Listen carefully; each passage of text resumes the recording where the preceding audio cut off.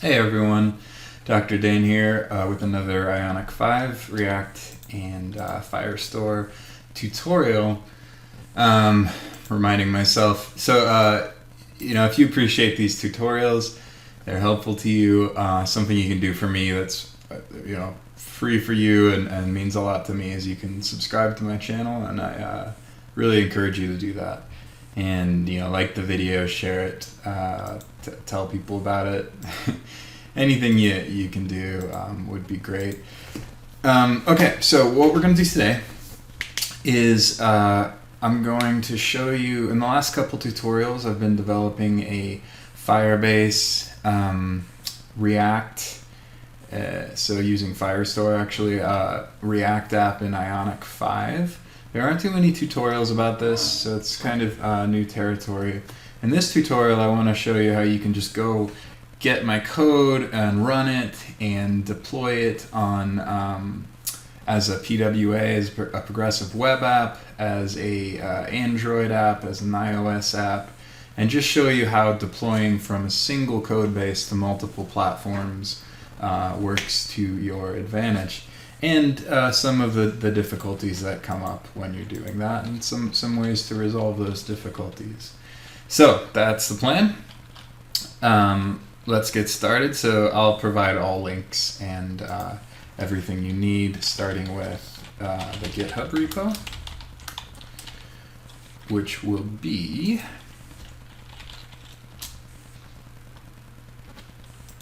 right here.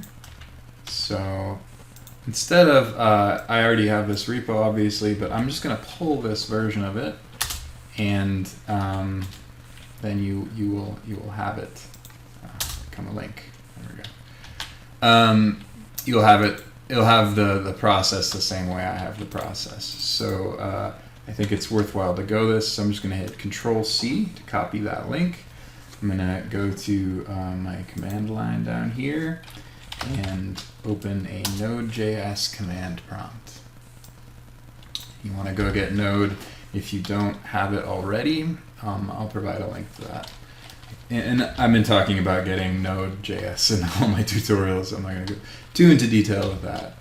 So I'm going to cd to documents, and this repo already exists in Git, so I'm just going to run git clone, and I'll paste in that link. Okay. So now, if I cd to Ionic 5 React apps, let's take a look at it in Explorer. So this is in Documents, and it is Ionic 5 React apps, and you can see I actually have 3 different Ionic projects in there. The one that I've been really focusing on in my tutorials, the one that works really well, and isn't just the basics to give you a tour of how React and Ionic work together and how Firestore works and plugins work, is this real-time cam geo app. So if you double click on that and then right click and you open with code, it's going to open this in Visual Code, and if you can't do that, go ahead and install Visual Code. And this is what you'll see. You can see I already developed a build for Android. We'll go over that process. So at this point, I can close this command prompt here, and I can close this because I can see everything I need to see right here in the Visual Code, Visual Code IDE. So instead of Node.js command prompt, I can just click on New Terminal, and there we have it. I have a terminal right there. So the first thing you're going to want to do is there are some dependencies that this project relies on, so you're going to want to run npm install -g at, so global install Ionic/CLI space native -run and Cordova -res, like that. Now I already have these installed, and they take some time to install, so I'm not actually going to run that. I have them installed globally, but I just want you to be aware that you need to do that.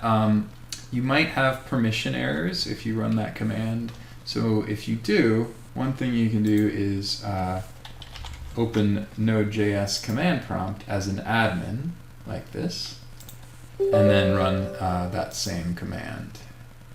So that's going to be npm install -g at ionic/CLI. That's your Ionic CLI, your native run, so you can run on phones and stuff. And Cordova is the still the ultimate code base. So you're just going to want to run that. Once all that's installed, we can now run npm install in this location. And all the things like Firebase that I installed and the plugins I installed in the previous tutorial will now install for you because they are in my package.json. So you can see all the stuff that it's installing here, React, and in my package lock you can see the versions that I'll be installing, a lot of stuff there. All right, so what it's doing is it's generating these node modules right now that we can now rely on to do various things. It's also making my computer make lawnmower sounds. This, by the way, is why I need subscribers. My hardware is getting a little out of date, and you can't monetize this stuff until you hit. Anyway. Knowledge should be free, and I will continue to release these for free, but if you could subscribe and spread the word to other people, I would really appreciate that. Okay, so everything is installed. I swear I will stop plugging for subscriptions. Everything's installed now, so what we want to do next is, I think we can just start building for various devices. Oh, I wanted to show you how to customize content a bit. Okay, so the easiest way to change things is if you go into public here and assets, you'll notice that the icon and the favicon, these will be the things that get rendered when it's loading up. So one thing you can do is just switch those out with your own named the same thing. You can also change the links to those. So I'm just going to drag these in. They're not very good, but they will at least take, make it look a little more customized. All right, and if you take a look in source in app.tsx, I believe. Nope. Index.tf. Sorry. Service worker. I'm not sure exactly where, but these get grabbed at some point. And rendered as the as the favicon and icon. So that's one thing you can do to change stuff. Very bad. That's okay. The other thing you can do that's real quick is your theme variables here. I just want to show you there's a quick way to switch those out, and that is the color generator, custom color generator in Ionic. I'll put a link to that in the description. And so that's going to be how that works. I think I went over this in another tutorial. How that works is you just pick your colors right here in the editor, and that looks good for secondary. Maybe a light blue for that one, whatever. And what it does is it generates all these CSS variables for you, so you don't have to worry about what every single color does. And then you just Control A, Control C.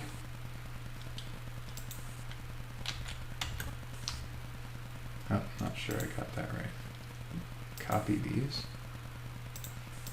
Control A, Control B, sorry, not Control C. And so now we have these new these new variables. Let me just make sure that's formatted correctly. It starts on root. Yep. Okay. Good. So at this point, we should be able to just run Ionic, whoa, not up there, down here in your terminal, run Ionic serve. I'll go over where these links happen when we go over PWAs. Okay, Ionic serve, and then let me bring down the just a tab so we can see this in action.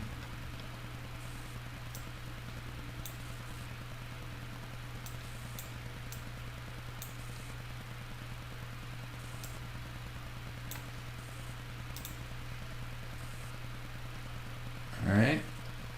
Failed to compile. Okay. Right. So here's the first thing. And this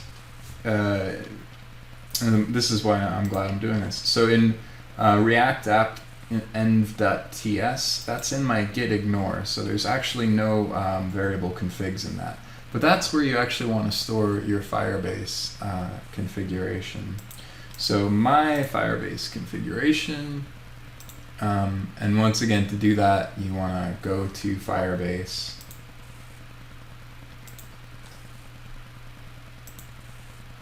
Go to Firebase console. Oops. And you would want to create a project, set it up with a database. I've already done all that in a different tutorial. So I'm going to go to let me see, what database was I actually using? I'm actually going to look at my my file that isn't checked into Git for the config here.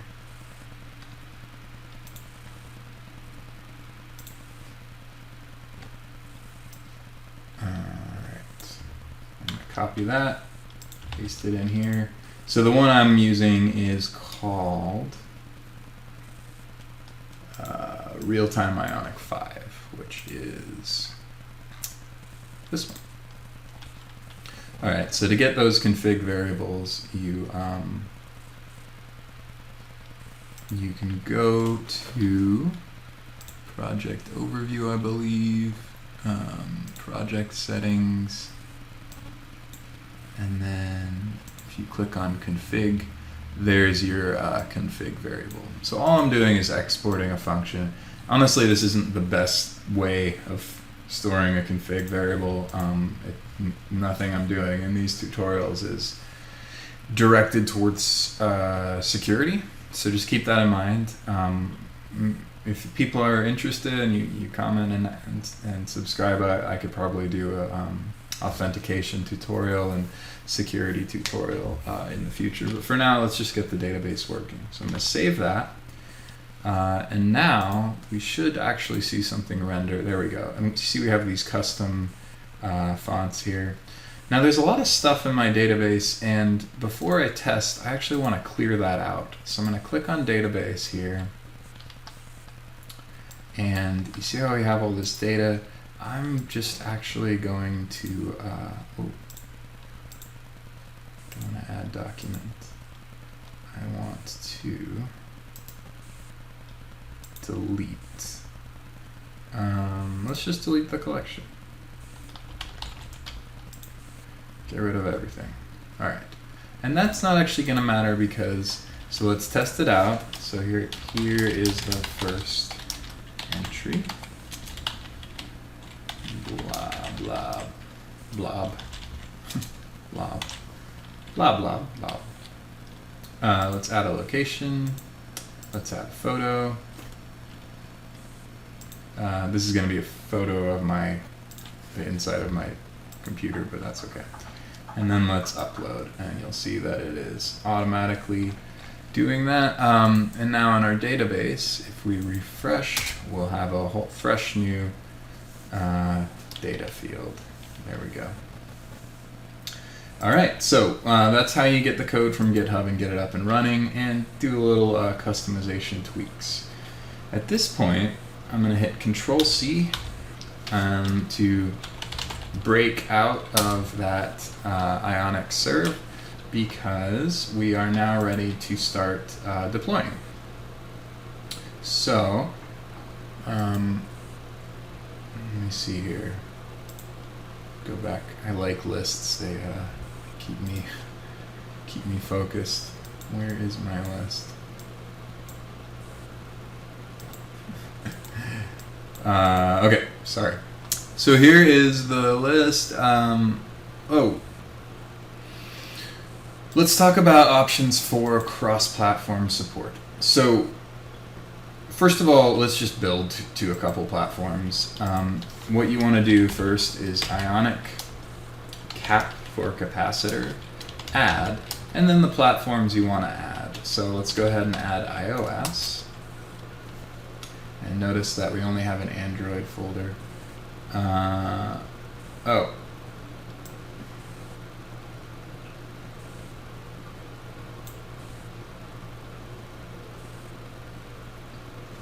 Let's try Ionic Cap.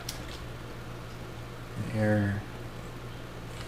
Add Android.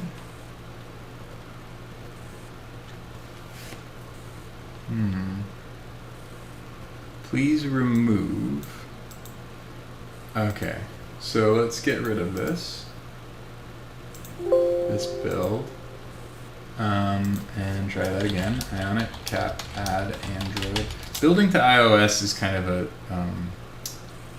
crazy. All right, so we have a little bit of a bug here.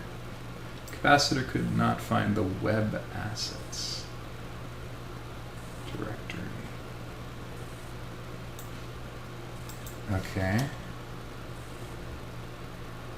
Please create it, make sure it has. So instead, let's do an Ionic build -- prod first. And I think what I did was I actually got the order of operations wrong here. So, and it's letting me know, right? It's saying, look, there isn't a build yet to add, to make available for iOS and Android, so please make the build. A lot of this is, I did all this on the code that I have locally, and now that I'm pulling code from GitHub, I have to do it again, so I might get some of the processes backwards. Alright, there's a lot of nonsense that happens here while it's building. I'll pause the video so you don't have to sit through it with me.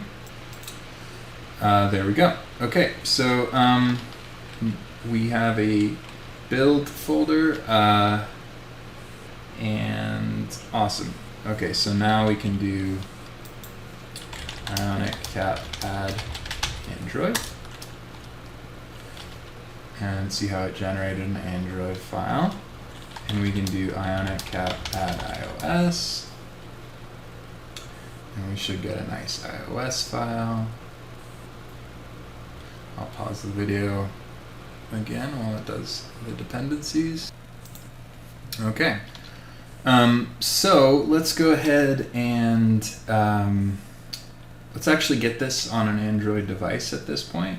So what I want to do is, it's telling me to run npx because it's aware that this is a React, but instead we're gonna do Ionic Cap open Android. One thing to note, let me, I guess you can see me in the corner of the screen. So I have a tablet actually connected to this computer that I'm running on, and I will open it up. For any kind of device that you're testing on, what you're going to want to do is go to, you have to kind of figure out on your own, because it's different for every device, how to turn debugging on. So for me, that was in settings, and developer options. I know you can't see this very well, but there'll be some kind of way to get to developer options. You want to allow debugging and allow USB debugging in particular. Okay, and it's also important to use up-to-date hardware and software on your Android systems and your iOS systems, or you'll run into errors. So at this point, it has opened Android Studio for me. And I'll bring that down so you can see it. There we go. It's opened Android Studio. Android Studio is aware that I have this Samsung tablet attached. You can also set up a virtual device. I find it easier to just debug on a real device, honestly. Virtual devices have their own issues. So what we're looking at is actually an Android project with some capacitor Cordova plugins and capacitor Android plugins. And so it's generated the Java files and the manifests and the Gradle scripts. That means that we can just run it like this. And what I like to do, because things don't always go so smoothly, is while I'm running it, go to logcat, and instead of verbose, because it tends to be a little too much information, just telling me everything that the tablet or phone is doing, I go to debug or sometimes error, just to see what's causing errors. So let's just switch to debug so we can see some things going on. All right, down in the corner of your screen, you will see that the app has in fact started, and it's got our first entry that we logged on a website. And so now, if we go to so that's it. We've deployed to Android. Cool. Okay, first thing done. All right. So the next thing we want to do is talk about PWAs. So a progressive web app is, as I understand it, basically a website, right, that looks and feels like an app and that caches and runs very efficiently as a website, and can do things that apps can do, like send push notifications, even appear as an icon in the as if it were an app in your phone, and so that interactivity of the PWA makes it, although it's a website, it makes it seem very much app-like and very mobile first. The cool thing about PWAs is when you update them, they can just automatically update on everybody's device that has them, and you can host them right on Firebase itself as a project. So let's do that. So what I'll do now is I'll exit out of this running with Android, and here are the steps. Let me make this aside here. So here are the steps for deploying the PW as a PWA. The first thing you want to do is type. So I'm down here. Let me clear this out. Is type npm install. It's going to be a global install again. -g Firebase-tools. Okay. And what this is going to give me is Firebase command line resources, which is actually a better way, a more secure way of handling things like the API key. And I won't go into that here, but here, Firebase tools. I'll provide a link to the CLI documentation here. There's all kinds of stuff you can do with Firebase CLI. So we're just going to do a very small subset of them, but here is the documentation for that. So Firebase CLI docs. There you go. All right, now that we've done that, let's do Firebase space init right here in our command line. Firebase init is going to give us this nice little graphic and also ask us some questions. Are we ready to proceed? Yes, we are. It's going to ask us to select the things we want. So since we're just doing a PWA, let's hit, I'm going to arrow key down and hit spacebar on hosting, configuring, and deploying, and then hit enter.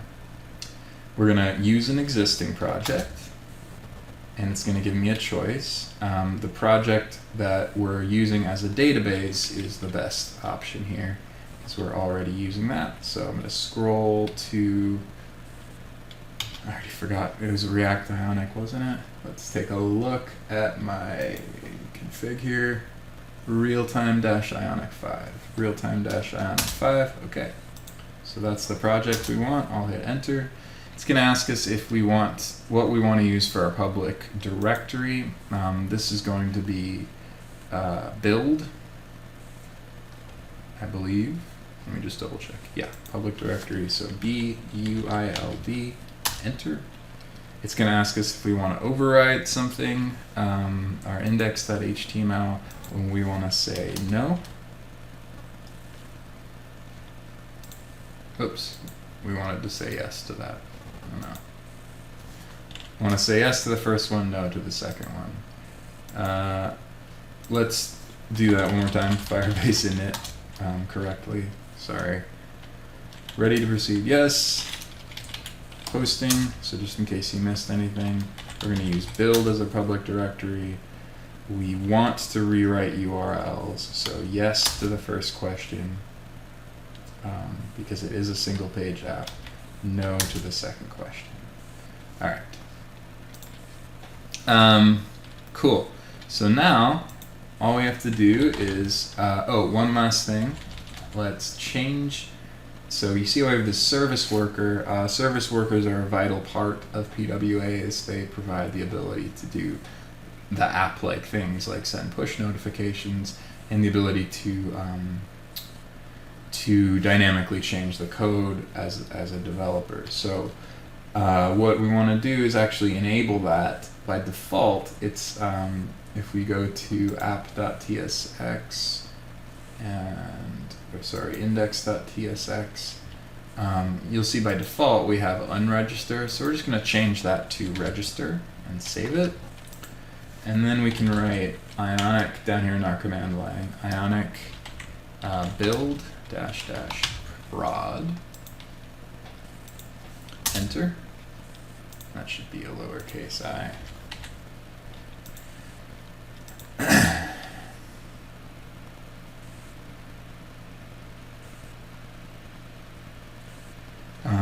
And that's going to take just a second. I'll pause the video so you don't have to sit through it. Okay, so it's now ready to go. We can now actually deploy it. So all we have to do is Firebase, and this is using Firebase command line again, but Firebase deploy, and it's going to provide us with a URL where it's going to basically put a production version of our progressive web app right there on Firebase. So then we have the URL, we can associate it. It's right here, right?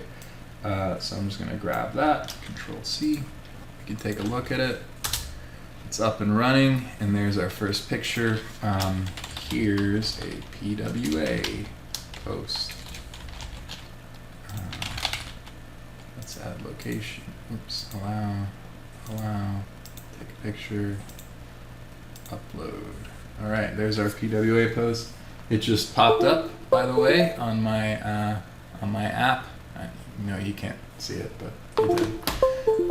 So that's pretty cool. We have a live PWA and a website. You actually see where that's hosted if you go to your Firebase console, and we let me make this bigger so we can see it.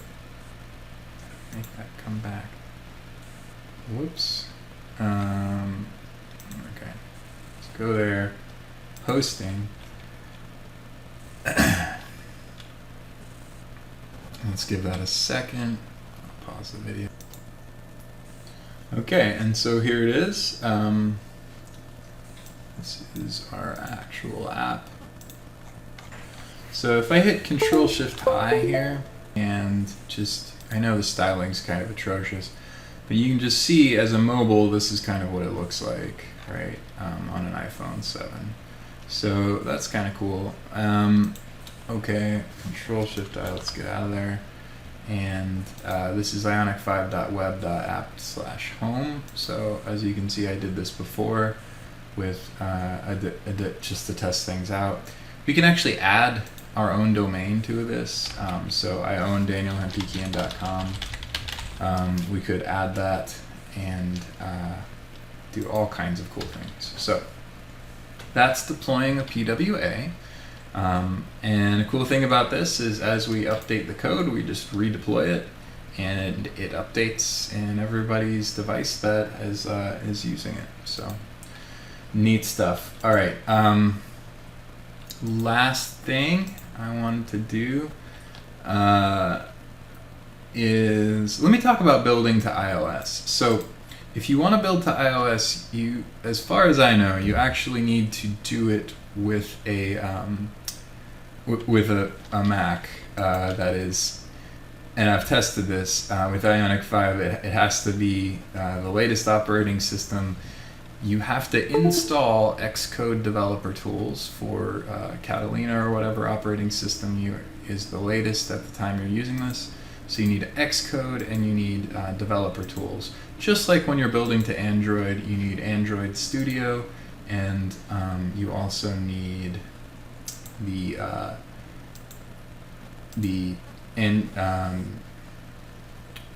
SDK tools, the Android SDK command line tools, and platform tools is the most important, right? So Xcode and developer command line tools are both necessary. After that, it's the same process. You would type, it won't work here because I'm on a PC, but you would type kill this process. Okay. Ionic Cap Open iOS, right? And that's going to, after you build, that's going to deploy to your iOS device if all goes well. There's some kind of tweaks and signing options. Speaking of things, maybe not going well, when you are deploying, so let me switch. When you are deploying, as you can see, we can actually modify these things separately. So I could modify like just my Android build settings or Gradle settings, right? Or maybe just a little bit of source code in my Android main activity, right, to get it working. If you do that, you need to, after you make the change to the actual Java or Swift code, you need to run Ionic Cap. Is it sync? I think it's sync. Let me just double check on this. You need to run.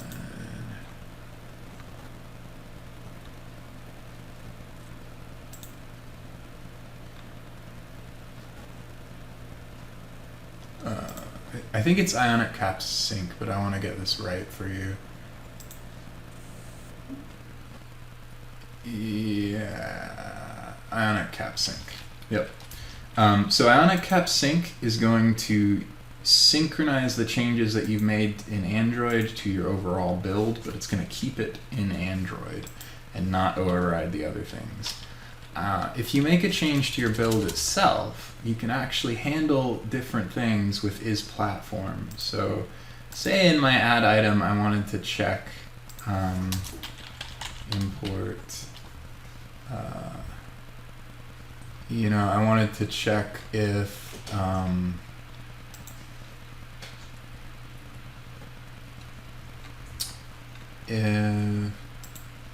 I was implementing, you know, if I was on an iOS device versus if I was on a Android device. In that case, sorry, I'm looking at the import I'll need here.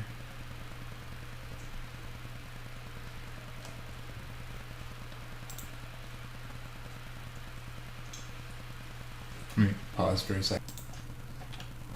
Okay, sorry, I thought you had to import something, but it's actually built. This is really cool. It's built into Ionic. We can just, so say I'm in, I want to handle it differently, saving a picture differently. If I'm in iOS, I just say if isPlatform dot, or sorry, that's a function. If it is, and then it gives me all these devices, right? If it's iOS, you know, maybe I need to do something different, right? Console.log do iOS stuff. Else if his platform, say it's hybrid.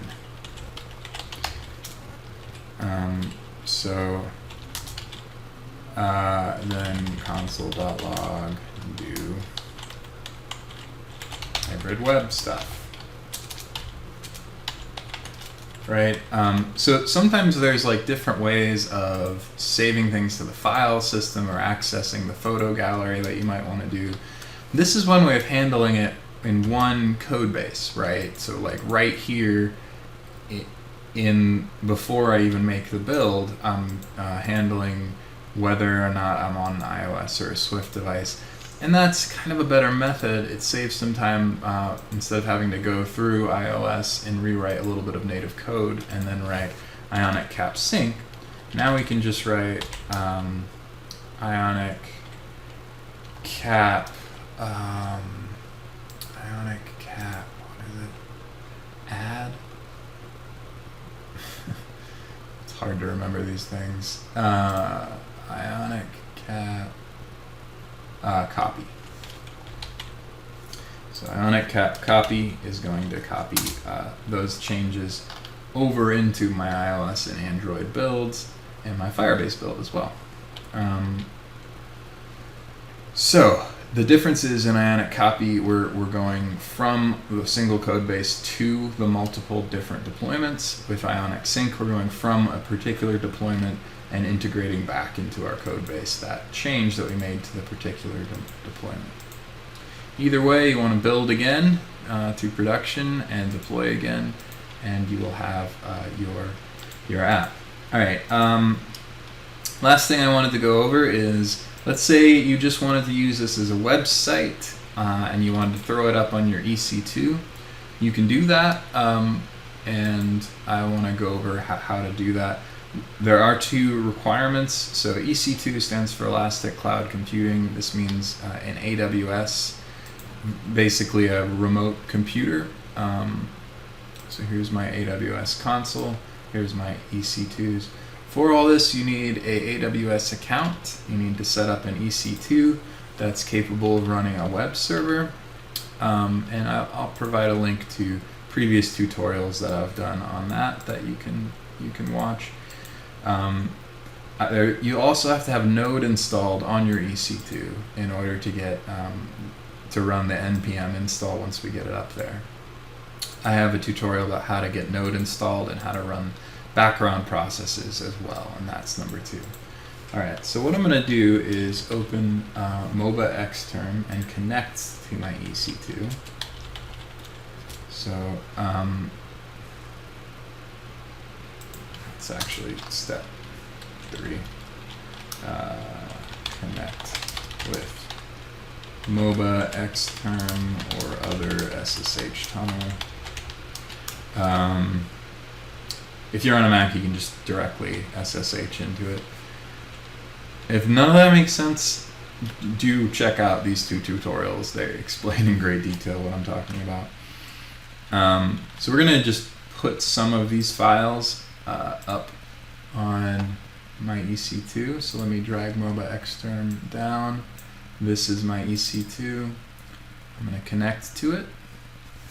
I'm going to cd. I'm going to click on follow terminal over here, and then I'm going to cd to my var, to my HTML directory. Now that I'm at my HTML directory, I'm going to make a directory called Ionic 5 tutorial. I'm going to cd to that directory. Whoops, that's not the right one. Cd to Ionic 5 tutorial.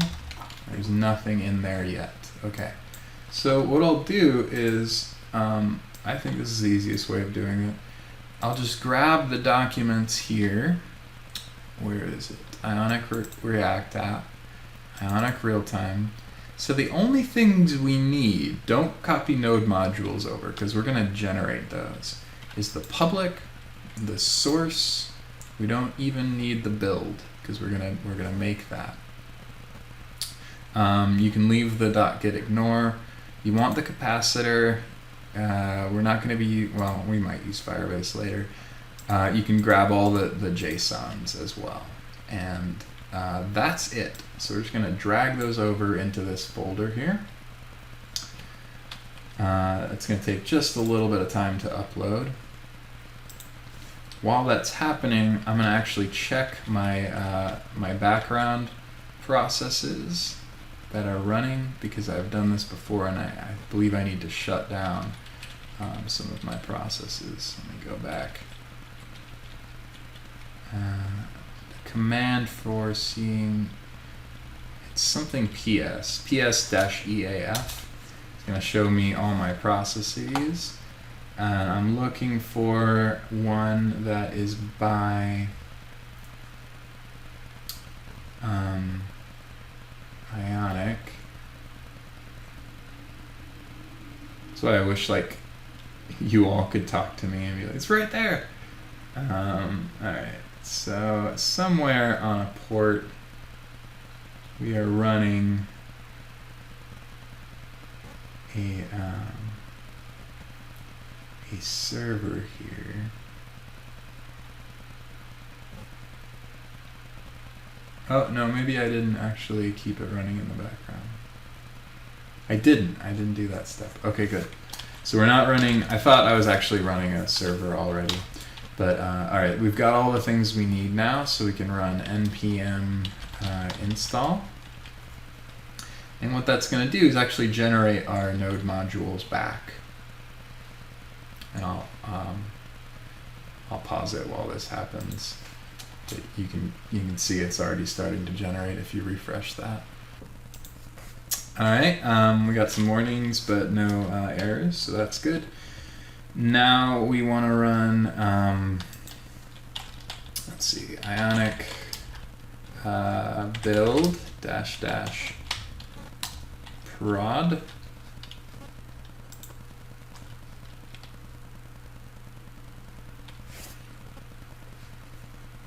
And that'll take just a little bit of time.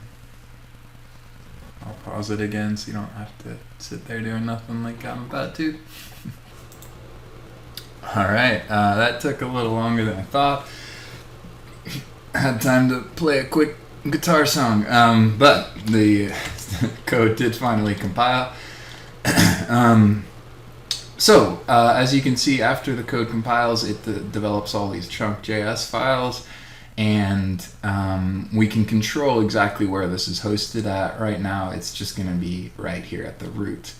The build folder, it's letting us know it's ready to deploy. And all we have to do is serve it. So we're going to use a static server with serve-s build. And it'll generate a link for us so that we know. All right, so this is important, though. It's running on port 5000. So in AWS land, we need to go to our instance. that we're running it on, and here it is. Scroll down to our security groups down here, launch the wizard, and you will actually need to create an inbound and outbound rule, which you do by editing the rules, and you can just add a rule. And what this rule will be is port 5000, and we're just going to open that up on TCP to everything like that.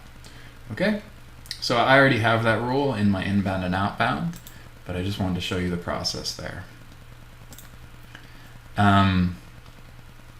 Okay, once that's done, we can now go. So my website is it has an IP address, right? Which is if we go back to EC2 here. Oops, let's just go back.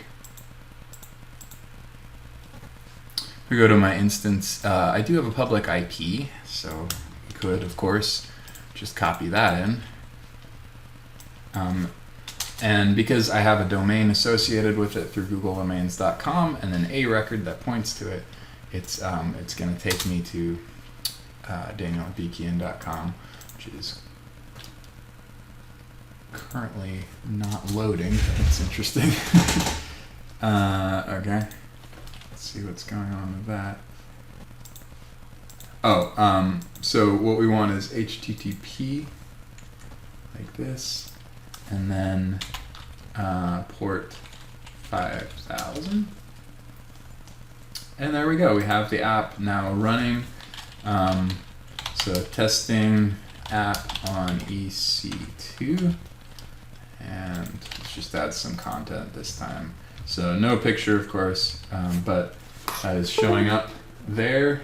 It should be in Firebase as well, and also on my apps. If we go to databases, we should have 3 entries now. We do. The PWA post, the first entry that we did just from serving, and the test on the EC2. Okay, cool. I think I wanted to keep this video, relatively short compared to my other videos, and I think that is all I wanted to talk about. So that's how to actually deploy, how to get this, it's all fun and developing websites and apps, but it's good to know a little bit about like how to actually get it on a device, get it on a website, get it on an EC2, and I just wanted to release a video about that. So I won't build this to iOS. I'm having to actually upgrade my hardware. Believe it or not, my MacBook Pro is finally, I've replaced like almost every part of it manually, the CPU, everything. But the hardware is now at the point where I can no longer update, so I'm just going to need to buy a new computer. It's like pre-2011 was the original firmware. So anyway, speaking of subscriptions, it would help me if you could, spread the word about this resource that I'm developing for people, and maybe eventually I can do things like consulting or something like that to generate some income. But that's all in the future. My main purpose in all these tutorials is just to provide information and knowledge to those who want it, and I will continue to do that. That's my core philosophy. So that's all the latest, Ionic Firebase as of this video deployment, and how to get some like test apps up, how to get them on EC2s, and I will paste all this in the description of this video. I just wanted to conclude the tutorial series I was doing, where I was developing a real-time database with links to the repo and how to get it up and running, and how to actually deploy it. So thank you very much for watching, and I will continue recording videos. Don't forget to subscribe. See you next time.